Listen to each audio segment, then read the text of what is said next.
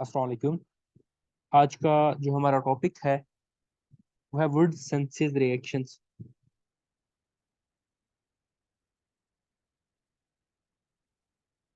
Would synthesis reaction. ये जो would synthesis reaction है ये यूज किसके लिए होता है? For preparation of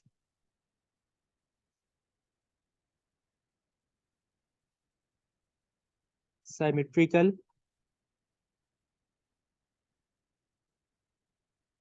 alkane. और ये जो सिमेट्रिकल अल्केन है ये कब प्रिपेयर हो सकते हैं? When same alkyl group are used. इस पॉइंट को भी हम डिस्कस करेंगे कि जब हम सेम अल्काइल ग्रुप यूज करते हैं तभी हम सिमेट्रिकल अल्केन प्रिपेयर कर सकते हैं। कैसे प्रिपेयर करते हैं? अल्काइल हैलाइड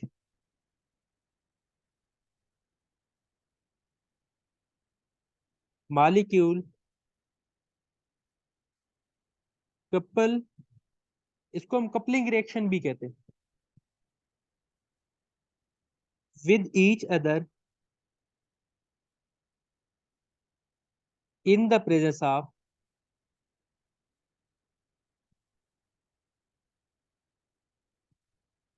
सोडियम मेटल इन एथरल सॉल्वेंट। जब एथरल सॉल्वेंट में हम अल्काइल हैलाइड की कपलिंग करवाते हैं in the presence of sodium metal, जो हमारे पास प्रोडक्ट बनता है वो कौन सा बनता है? अल्केन बनता है। फॉर एग्जांपल हम यहाँ पे डिस्कस कर लेते हैं कुछ रिएक्शंस को। जैसा कि मैं कहता हूँ ये दो अल्काइल हैलाइड हैं और मैंने कहा है कि सेम काइंड मतलब सेम अल्काइल ग्रुप आपने यूज करने हैं। अगर हम डिफरेंट अल्काइल ग्रुप यूज करते हैं तो उसमें जो हमारे प्रोडक्ट हैं वो डिफरेंट बनेंगे और जिसको सेपरेट करना हमारे लिए क्या हो जाता है? डिफिकल्ट हो जाता है। इस वजह से हम सेम अल्काइल ग्रुप का यूज करते हैं। इस रिएक्शन में होगा क्या? सोडियम मेटल की मौजूदगी में ये जो अल्काइल ग्रुप हैं ये कपल करेंगे, सॉल्वेंट हम ईथर लेंगे। कपलिंग कैसे होगी? हमारे पास NaCl की फॉर्मेशन होगी,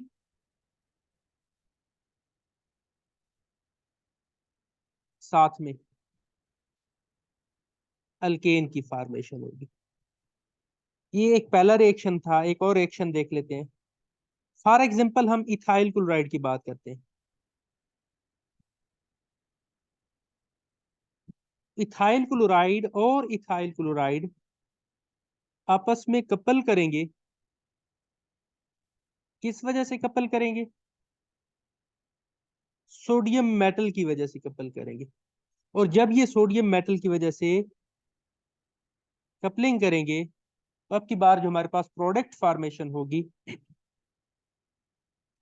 वो कौन सा बनेगा?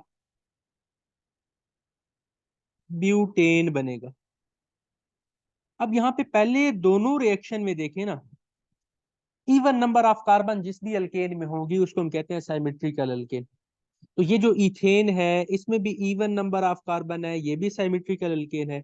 और ये जो ब्यूटेन है ये भी सिमेट्रिकल अल्केन है। यहाँ पर हमने एक पॉइंट डिस्कस किया है, when same alkyl group are used. तो मैंने कहा था जब हम सेम अल्काइल ग्रुप को यूज करते हैं तो सेम अल्काइल ग्रुप का जिक्र हमने क्यों किया है?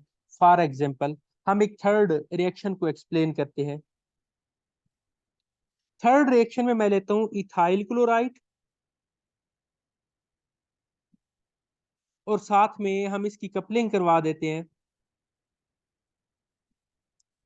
नॉर्मल ब्यूटाइल क्लोराइड के साथ, एन ब्यूटाइल क्लोराइड भी जिसको हम कहते हैं, in the presence of ether.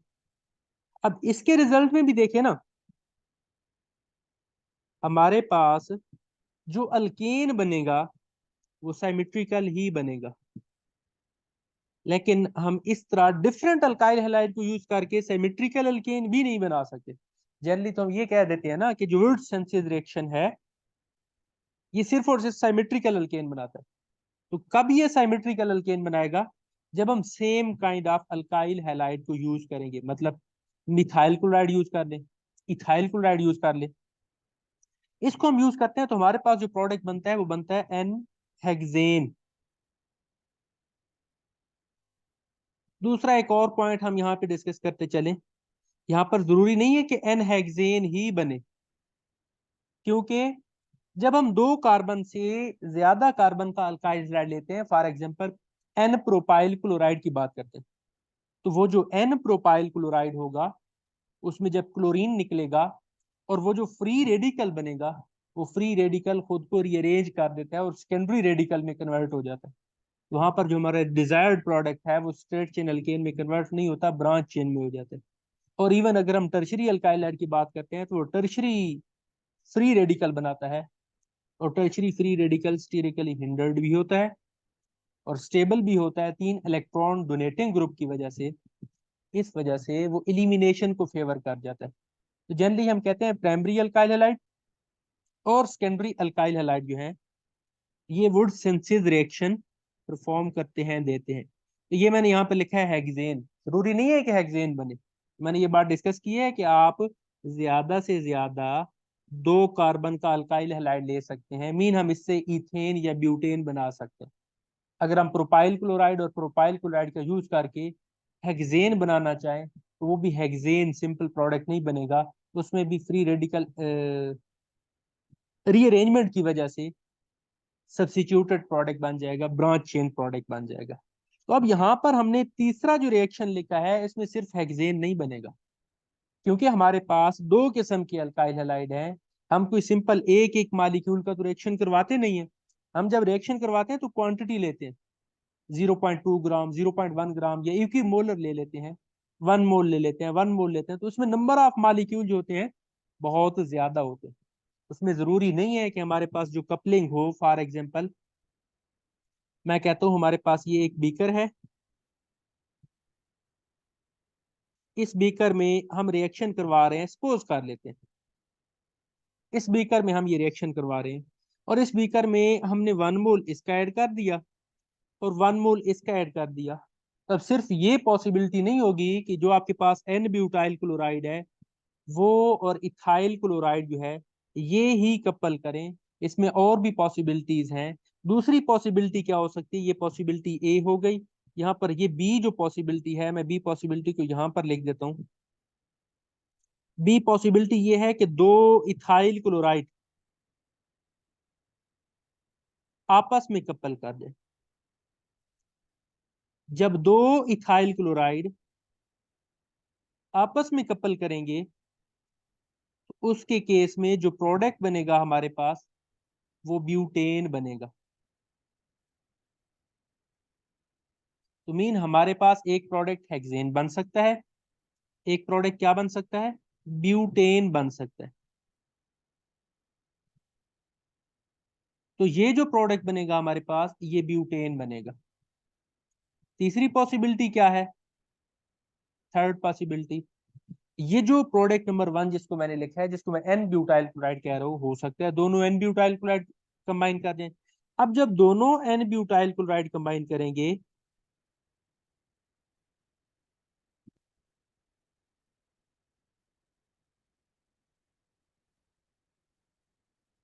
तो दोनों एन ब्यूटाइल क्लोराइड के कंबाइन करने से जो प्रोडक्ट बनेगा वो कौन सा बनेगा? दिखने में तो सिर्फ लग रहा है कि ऑक्टेन ही बनेगा, मीन एन ऑक्टेन बनेगा। जरूरी नहीं है कि एन ऑक्टेन ही बने, इसमें डिफरेंट सारी और भी पॉसिबिलिटीज आ जाती हैं। इन पॉसिबिलिटीज को हम मैकेनिज्म में डिस्कस करेंगे कि वो कैसे आ सकती हैं। वो पॉसिबिलिटीज जो है फ्री रेडिकल की रीअरेंजमेंट की वजह से आ सकती है। इसमें जो प्रोडक्ट बनेगा वो हमारे पास कौन सा बनेगा?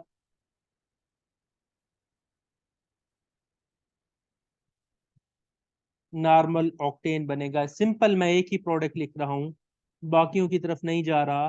वरना हमारे पास प्रोडक्ट जो बन सकते हैं, जो एन ब्यूटाइल है वो सेकेंडरी ब्यूटाइल में कन्वर्ट हो जाएगा। और दूसरा तो हम ये कह सकते हैं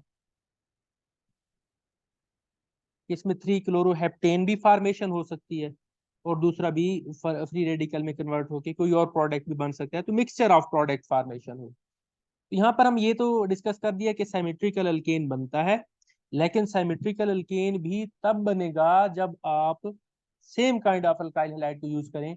वैसे तो हम कह सकते हैं ना कि इथाइल और एन ब्यूटाइल से 6 बनेंगे, कार्बन मिलेंगे, तो वो भी साइमेट्रिकल होगा, लेकिन उसकी भी फार्मेशन नहीं होगी, क्योंकि उसमें हमने देख लिया है डिफरेंट किस्म के प्रोडक्ट फार्मेशन होने के चांसेस होते हैं। और ये जो प्रोडक्ट बनते हैं इनके जो बॉइलिंग पॉइंट हैं वो नजदीक होते हैं, और इनको हम किसी मेथड के थ्रू इजिली सेपरेट नहीं कर सकते। इस वजह से ये रिएक्शन फेवरेबल नहीं है अनसिमेट्रिकल अल्काइल हैलाइड को प्रिपेयर करने के लिए। तो ये हमारे पास कोई एक वुड सेंसिस रिएक्शन की हमने कुछ एग्जांपल देखी हैं। अब हम आगे नेक्स्ट डिस्कस करते हैं इसके मैकेनिज्म को। जब हम मैकेनिज्म की बात करते हैं तो मैकेनिज्म में होता क्या है, इसमें एक्चुअल में जो हमने सोडियम मेटल यूज की है, सोडियम मेटल हाईली इलेक्ट्रोपॉजिटिव होने की वजह से इजिली इलेक्ट्रॉन लॉस करती है, इलेक्ट्रॉन लॉस करके सोडियम केटाइन और एक सिंगल इलेक्ट्रॉन फॉर्मेशन करती है। अब यहाँ पे अगर 2 सोडियम मेटल लेके आते हैं तो 2 सोडियम के आयंस बनेंगे और 2 इलेक्ट्रॉन बनेंगे। अब ये जो फ्री इलेक्ट्रॉन है ये अल्काइल हैलाइड में क्या करवाता है, हेट्रोलाइटिक क्लीवेज करवाता है। कैसे हेट्रोलाइटिक क्लीवेज करवाता है, सिंपल मैं मिथाइल क्लोराइड को यहाँ पे डिस्कस करता हूँ। तो अगर हम यहाँ पे मिथाइल क्लोराइड लेके आते हैं CH3Cl, तो ये CH3Cl में कैसे हेट्रोलाइटिक क्लीवेज करवाएगा, ये जो क्लोरीन है इसकी इलेक्ट्रोनेगेटिविटी ज्यादा होने की वजह से यहाँ से ये दोनों इलेक्ट्रॉन लेके क्लोराइड आयन की फॉर्म में निकलेगी। अब जरा पहले इस मॉलिक्यूल का स्ट्रक्चर देखें ना, क्लोरीन की इलेक्ट्रोनेगेटिविटी ज्यादा होने की वजह से पार्शियल नेगेटिव, और इस कार्बन की इलेक्ट्रोनेगेटिविटी ज्यादा होने की वजह से पार्शियल पॉजिटिव। तो ये जो CH3 ग्रुप है ये यहाँ से इलेक्ट्रॉन को कैप्चर करेगा। अब इलेक्ट्रॉन को जब हम लिखते हैं तो अगर हम सिंगल हेड लिख रहे हैं तो इसका मतलब ये है एक इलेक्ट्रॉन ट्रांसफर, और क्लोरीन पर देखें ना कंप्लीट हेड लिख रहे हैं एरो का, इसका मतलब ये है इलेक्ट्रॉन का पेयर ट्रांसफर हो रहा है। तो जब ये इलेक्ट्रॉन ट्रांसफर होंगे क्लोरीन पर तो ये जो हमारे पास प्रोडक्ट बनेगा कुछ इस फॉर्म में बनेगा। ये CH3 पर वैसे प्लस का चार्ज आना चाहिए था, क्योंकि क्लोराइड आयन जब निकलेगा तो CH3 जो है वो केटायन बनेगा। तो इस एक इलेक्ट्रॉन के आने की वजह से CH3 क्या बन जाता है, फ्री रेडिकल बन जाता है। अब जरा पहले स्टेप में देखें, उसमें क्या है, 2 इलेक्ट्रॉन की फॉर्मेशन हुई है। तो दूसरे स्टेप को हम, जो दूसरा रिएक्शन है इसको अगर हम 2 से मल्टीप्लाई कर दें, 2 इलेक्ट्रॉन होंगे, तो 2 मिथाइल क्लोराइड को ब्रेक डाउन करवाएंगे और 2 मिथाइल के फ्री रेडिकल बनेंगे और 2 क्लोराइड आयन बनेंगे। अब ये जो 2 मिथाइल के फ्री रेडिकल हैं तीसरे स्टेप में, ये दोनों अल्काइल फ्री रेडिकल आपस में क्या करेंगे, कंबाइन करेंगे, और फॉर्मेशन किसकी करेंगे, इथेन की फॉर्मेशन करेंगे। तो यहां से बनेगा CH3 और यहाँ भी बनेगा CH3। तो ये हमारे पास जो प्रोडक्ट बना ये कौन सा प्रोडक्ट बना, इथेन बना। अब यहाँ पर ये देखें 2 क्लोराइड आयन और 2 सोडियम आयन जो है ये अभी पड़े हैं, तो दोनों आयन्स आपस में कंबाइन करके फॉर्मेशन क्या करेंगे, 2Na positive plus 2Cl negative, ये कंबाइन करके फॉर्मेशन करेंगे 2NaCl। यहाँ पर ये हमारे पास कुछ प्रोडक्ट बनेंगे। अब यहाँ पे अगर हम इस रिएक्शन को देखें तो ये रिएक्शन कौन सा रिएक्शन है, फ्री रेडिकल मैकेनिज्म के थ्रू है, फ्री रेडिकल मैकेनिज्म के थ्रू है। अब मैंने ऊपर एक पॉइंट एक्सप्लेन किया है, फॉर एग्जांपल हम दूसरे रिएक्शन का मैकेनिज्म एक्सप्लेन करते हैं। यहाँ पे मैं कहता हूं इस बार जो हम रिएक्शन करवाने जा रहे हैं वो है एन प्रोपाइल क्लोराइड,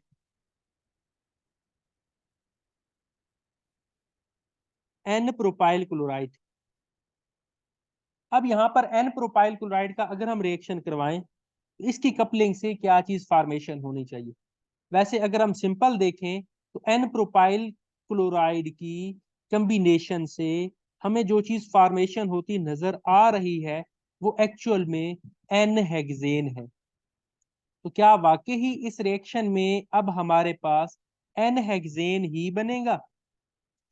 इसका थोड़ा सा मैकेनिज्म देखते हैं तो हमें आइडिया हो जाएगा कि इसमें एन हेक्सेन बन सकता है या कोई और प्रोडक्ट बनने के भी चांसेस हैं। साथ में क्या बनेगा, 2Na फॉर्मेशन बनेगा और इसको हम कहते हैं एन हेक्सेन, नॉर्मल हेक्सेन बनेगा। अब जरा इसके मैकेनिज्म को डिस्कस करते हैं। मैकेनिज्म सेम वही होगा जिस तरह हमने पहले स्टेप को एक्सप्लेन किया है कि सोडियम मेटल जो है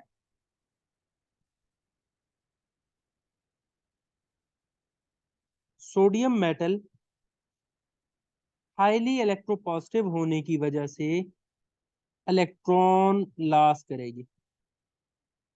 दो सोडियम मेटल, दो सोडियम आयन और दो इलेक्ट्रॉन जनरेट करेंगे।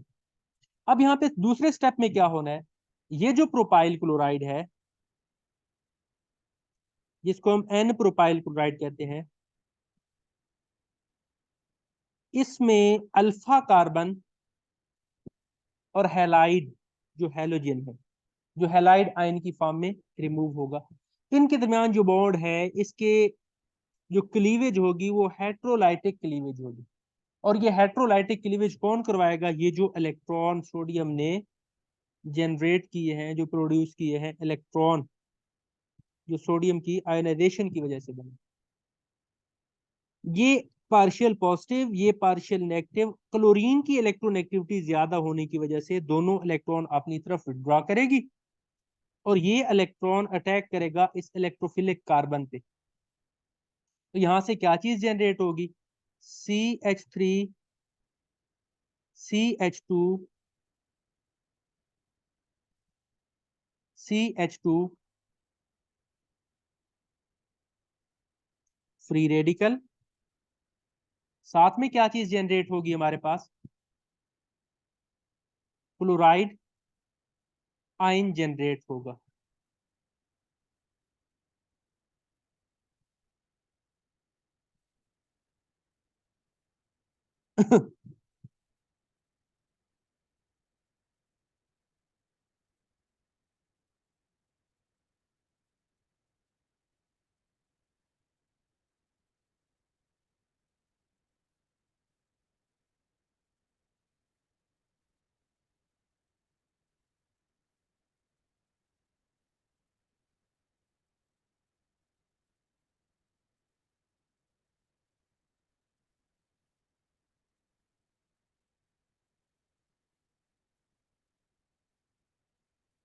अब यहां पर ये देखें, ये जो फ्री रेडिकल बना, पहले तो हम देखें ना, दो इलेक्ट्रॉन अगर आएंगे तो दो एन प्रोपाइल क्लोराइड से दो एन प्रोपाइल रेडिकल बनेंगे और दो क्लोराइड आयन बनेंगे। अब ये जो एन प्रोपाइल रेडिकल है, अगर हम इसको देखें तो ये एन प्रोपाइल रेडिकल कंबाइन करने से पहले रीअरेंज हो जाएंगे, क्योंकि यहां पर ये जो रेडिकल बना है ये प्राइमरी फ्री रेडिकल, और ये primary free radical hydrogen transfer की वजह से सेकेंडरी में कन्वर्ट हो सकता है। तो ये पहले किस में कन्वर्ट हो जाता है, सेकेंडरी फ्री रेडिकल में कन्वर्ट हो जाता है। और सेकेंडरी फ्री रेडिकल में कैसे कन्वर्ट होता है, ये हाइड्रोजन अपना इलेक्ट्रॉन लेके यहाँ शिफ्ट हो जाता है। तो ये जो इलेक्ट्रॉन है, ये इलेक्ट्रॉन किस पर शिफ्ट हो जाता है, ये इलेक्ट्रॉन जो है, सॉरी एक मिनट, तो ये इलेक्ट्रॉन जो है इस कार्बन पर शिफ्ट होगा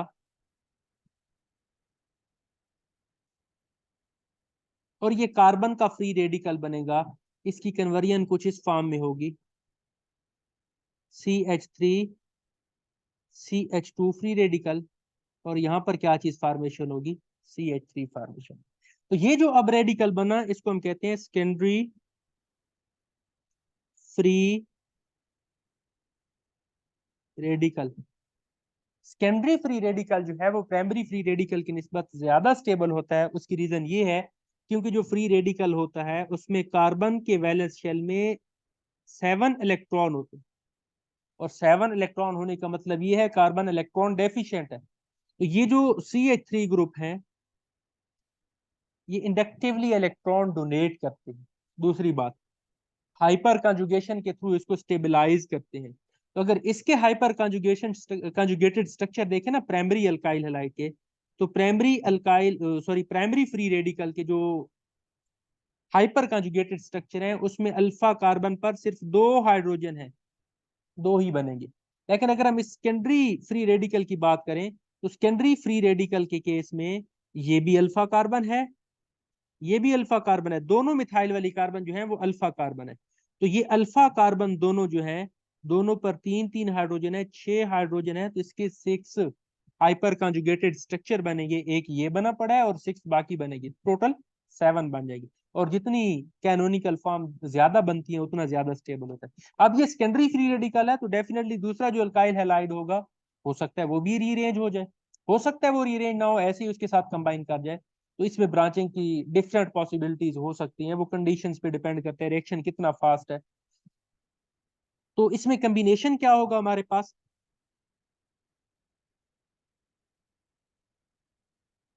ये दो जो फ्री रेडिकल हैं, ये दोनों फ्री रेडिकल आपस में कंबाइन करेंगे,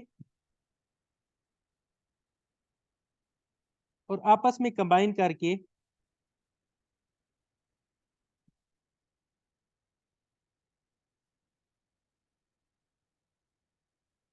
जो प्रोडक्ट फॉर्मेशन करेंगे, अब की बार जो प्रोडक्ट होगा वो कुछ इस फॉर्म में होगा।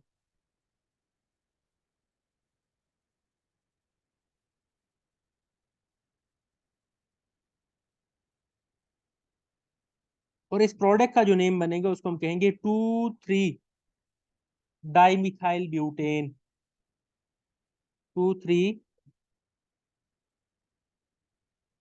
Dimethyl butane. अब ये तो था हमारे पास सेकेंडरी अल्काइल। अगर हम टर्शरी अल्काइल हैलाइड लेके आते हैं तो टर्शरी अल्काइल हैलाइड के केस में, टर्शरी अल्काइल हैलाइड के केस में जो फ्री रेडिकल बनता है वो बहुत ही ज्यादा स्टेबल होता है। ये टर्शरी अल्काइल हैलाइड था। इसका मैं मैकेनिज्म लिखता हूँ। सपोज यहाँ पे एक इलेक्ट्रॉन आता है जो कि सोडियम मेटल, यहाँ पे लिख देते हैं, 2 सोडियम ने 2 इलेक्ट्रॉन रिलीज किए, और यहाँ पर एक इलेक्ट्रॉन आता है,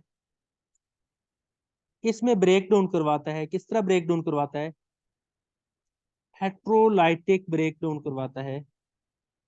और हेट्रोलाइटिक ब्रेक डाउन करवाने के रिजल्ट में जो चीज जनरेट होती है, एक टर्शरी फ्री रेडिकल, जिसको हम टर्शरी ब्यूटाइल भी कह सकते हैं, और साथ में हैलाइड आयन बनता है। अब ये जो टर्शरी फ्री रेडिकल है इतना ज्यादा स्टेबल होता है,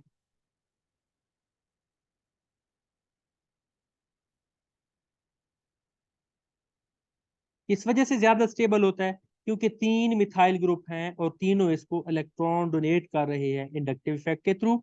और अगर हम इसके हाइपर कॉन्जुगेटेड स्ट्रक्चर की बात करें तो वो भी क्या है, काफी ज्यादा 9 स्ट्रक्चर बन जाते हैं, 10 बन जाते हैं इसके साथ। इस वजह से इसकी स्टेबिलिटी ज्यादा होती है। और मेन पॉइंट, ये जो फ्री रेडिकल है, अब इस पर दूसरा टर्शरी फ्री रेडिकल पहुंच नहीं सकता, इसके साथ कंबाइन नहीं कर सकता। उसकी रीजन क्या है, उसकी रीजन सिंपल, ये बल्कि ग्रुप है। और ये बल्कि ग्रुप क्या चीज क्रिएट कर देते हैं, स्टीरिक हिंड्रेंस क्रिएट कर देते हैं। और इस स्टीरिक हिंड्रेंस की वजह से इस टर्शरी ब्यूटाइल वाली जो कार्बन है जिस पर फ्री रेडिकल है उसके साथ बॉन्ड फॉर्मेशन नहीं होती।